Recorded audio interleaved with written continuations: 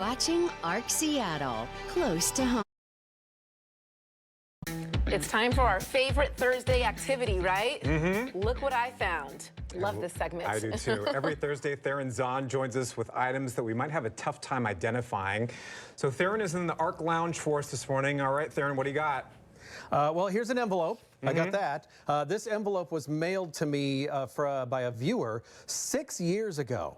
Okay. And it contains, I'm going to give you a little bit of a hint here, and then we'll do some viewer guesses in a moment. But it contains, what's in this envelope has actually been seen by probably thousands of people in person. So this has been seen widely, but not very recently. So what are your guesses? I think some sort of... It's large. It's a big envelope. Yeah, it's not like your 8.5 by 11 kind of size there. That's pretty big. No. I want another hint. It's been seen by thousands of people, I'm guessing on display somewhere. Maybe a piece of artwork? In a way, yeah. Okay. In a way, it's been on display, in a sense. I'm going to guess what's your guess? Probably like a smaller sized movie premiere poster. Oh, okay. That would be a good guess. Too bad it's wrong. Okay.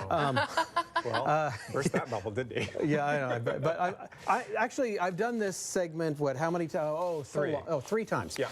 So this is actually my favorite, and I'm going to open this up now and reveal what is in the envelope sent to us. Oh, viewer guesses. We'll go viewer guesses first. Okay, what are the viewer guesses? Rabbit food. Rabbit food. Because you do have a pet. Leland Louie. Somebody knows me that I have rabbits. All right. All right, that's our only guess. We have to mention this one too, and I think it's appropriate. Somebody was guessing weed cookies. Oh.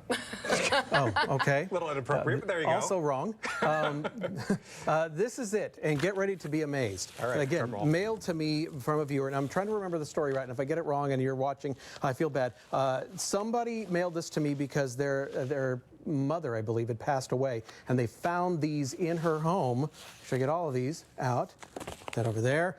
These are historic menus from Seattle restaurants that are long gone. Oh my, I love that. That is a cool gift. How about this one right here? This is, I believe it's called Oedman's.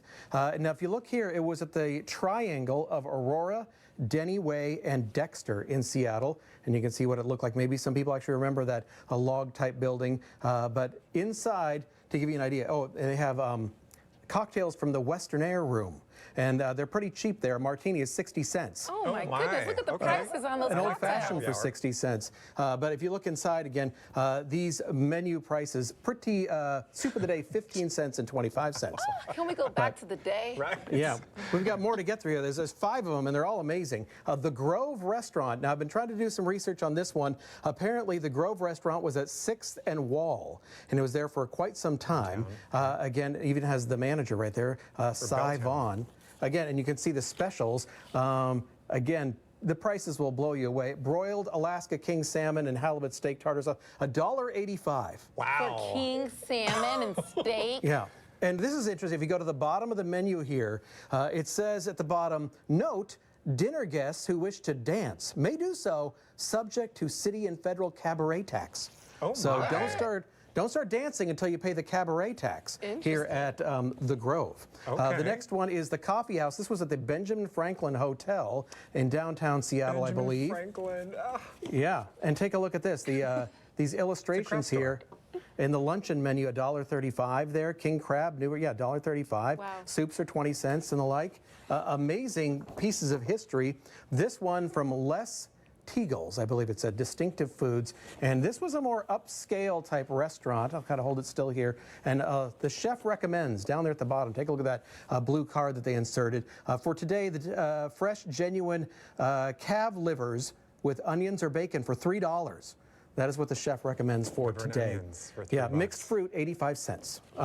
This one, though, is probably the most historic, Rossellini's 410. Now, this restaurant was on 4th Avenue for a very long time. I did some research on that. It lasted, well, I believe into the 70s, maybe even the 80s. But this menu appears to be from the 60s or beyond. It opened in 1956, and you can see a veal cutlet in cordon bleu, $5. This is a fancy place, $5 for those top. And other things down here, you got a green salad for 95 cents. But one thing that's interesting about Rossellini's 410 that I did some research on, it was the cousin of the governor, Albert Rossellini. Oh, Rossellini, yeah. Owned this restaurant. And also, apparently, this sort of invented in Seattle, that whole dining to be seen thing, where you wanted to go to this restaurant so you would be seen. In fact, a lot of talk is that if it wasn't for this restaurant, people would not have gotten together with the idea of pitching the Seattle World's Fair. Because the powerful folks in Seattle all went to Rossellini's 410,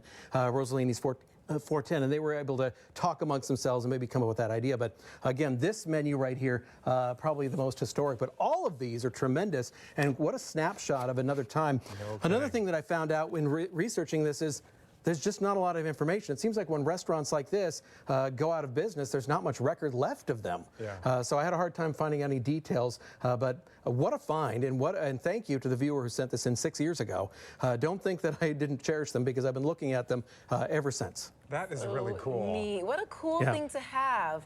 I love it's amazing. And I love when you go into, and there's still there was a breakfast place that I went to that's right on Queen Anne Ave a couple days ago, where they have some of those old menus up on the wall, and it's become part of the decoration there from decades ago. But it's so cool to look at the history of really the city, the history of these locations, how much prices were and how much they've gone up.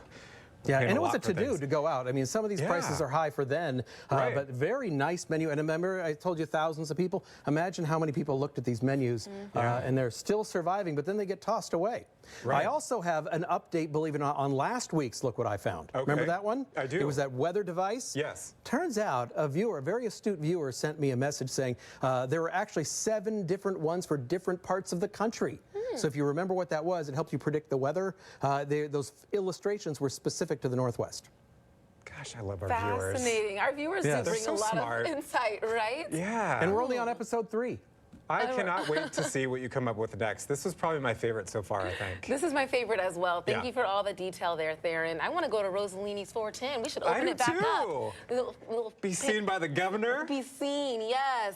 I kind of want to start collecting restaurant menus for That's a our cool modern idea. restaurants that we have now. You know, one thing I used to do was to collect old, like, little paper coasters that I would get from restaurants that I would go to, and for some reason I threw those away, but I always thought it would have been cool to, like, collect those and then frame all of them in a collage. But I would love to do that. Just grab the old menus and frame them, and that's like history on the wall. Also speaks to Theron's character that a viewer gifted him something that belonged to his mother, who had passed away. Yeah. So amazing. So generous. Yeah, we've had a lot of great content already on ARC Seattle in our 3rd week here. If you want to see what we've been working on, maybe share stories with your friends. We'd love you to do that.